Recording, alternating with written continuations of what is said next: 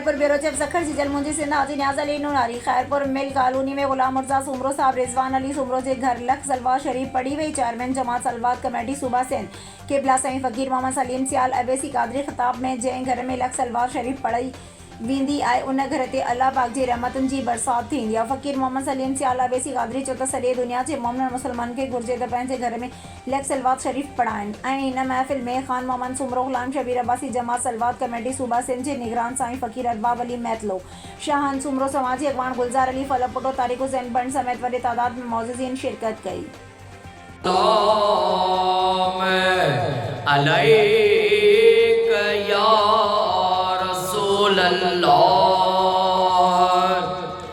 अस्सलातु वस्सलाम अलैका या रहमतल लिल